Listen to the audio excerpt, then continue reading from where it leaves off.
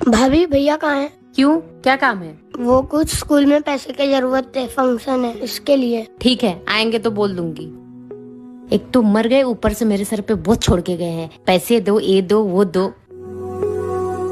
क्या हुआ? जब देखो तब पैसे मांगते रहता है। पैसे क्या पेड़ पे उगते हैं? ये पूरे घर की वसीयत है ना, जो सब आर्यन के नाम पे बाबूजी करके गए हैं। क्या बात कर रहे हो आप? और उससे तुम प्यार से बोला करो, प्यार से रहा करो। हाँ ठीक है। ठीक है, जो मांगे उसे दिया करो। ठीक है ठीक है, मैं अभी जाती हूँ उसके पास। हाँ, इसे क्या पता, सौतेला है फिर भी तो भाई है। आर्यन, ये लो पैसे। मैं तो तुमसे मजाक कर रही थी, मैं तुमसे मजाक भी नहीं कर सकती। ठीक और है। तुम्हें किसी भी चीज की जरूरत हो ना, बेझिझक मुझे बताना, ठीक है? चलो ओके। इतने सारे पैसे। भाई भाई होता है। भाभी भैया कहाँ हैं? बहू कहाँ जाने की तैयारी हो रही है? माँ जी, मेरी शादी को पूरे 6 महीने हो गए, मैं मेरे मैके नहीं गई, तो इन्होंने बोला जाओ अपने मैके कुछ दिन रह लो। अच्छा, बेटे ने वहाँ से फोन करके बोल दिया तो हो गया।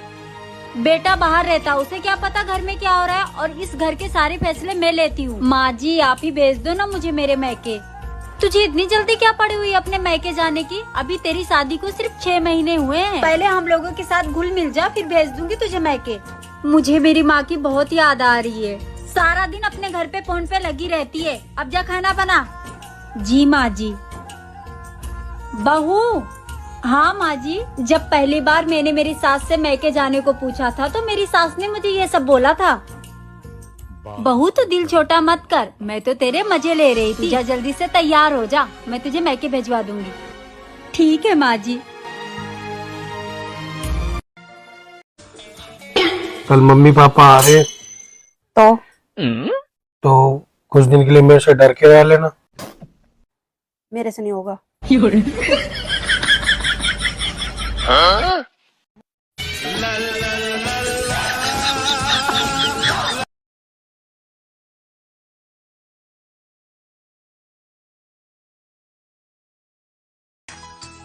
हाँ बेटा, कैसी है?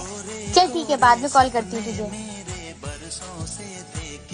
वो माँ जी, मुझे आपसे कुछ जरूरी बात करनी थी। देख, अभी वैसे ही मेरा मूड खराब है, तू मत खराब कर। लेकिन माँ जी जरूरी। मना किया ना तुझे, चल जा यहाँ से।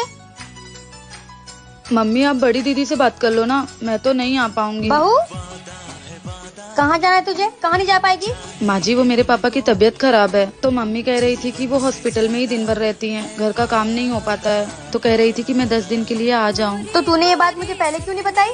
माँ जी, बताने की तो बहुत कोशिश की, पर आपने मेरी सुनी ही नहीं। अरे तो ठीक से बोलना चाहिए ना, बात करनी ये क्या लगा रखी थी? माँ जी, आप उसके आगे बोलने ही नहीं दे रही थी। चुप कर तू।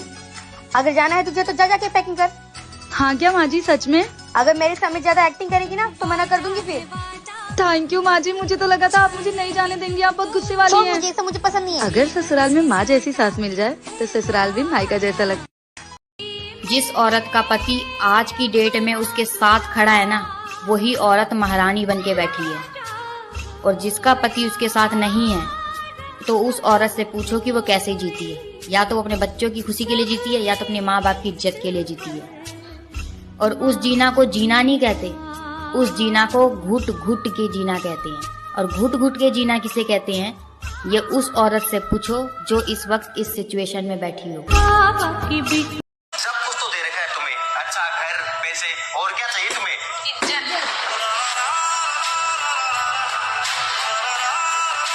दीदी, मुझे यहाँ पे अच्छा नहीं लग रहा है। अभी पहला दिन है ना, इसलिए अच्छा नहीं लग रहा है, धीरे धीरे सब अच्छा लगने लग जाएगा।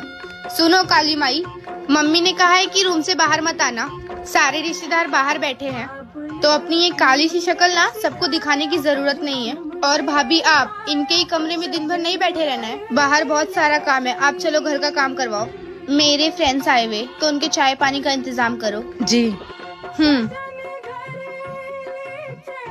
देखो, इस घर के लोग थोड़ा घमंडी हैं, बहुत रूड बात करते हैं, लेकिन तुम फिक्र मत करो, तुम्हारी बहन जैसी जेठानी है ना, तुम्हें कभी फैमिली की कमी महसूस नहीं होने देगी। मुझे तो लगता है इस घर में आपके अलावा मुझे कोई पसंद नहीं करता है। ऐसी बात नहीं है, धीरे धीरे तुम्हें सब पसंद करने लग जाएंगे, तुम बहुत अच्छी हो। क्या दीदी, सच में इन लोगों ने मुझसे सिर्फ दहेज के लिए शादी की है?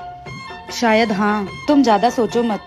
अच्छा तुम बैठो, मैं आती हूँ। अगर आपको वीडियो अच्छी लगी तो चैनल सब्सक्राइब जरूर करें और नेक्स्ट पार्ट के लिए कमेंट करें।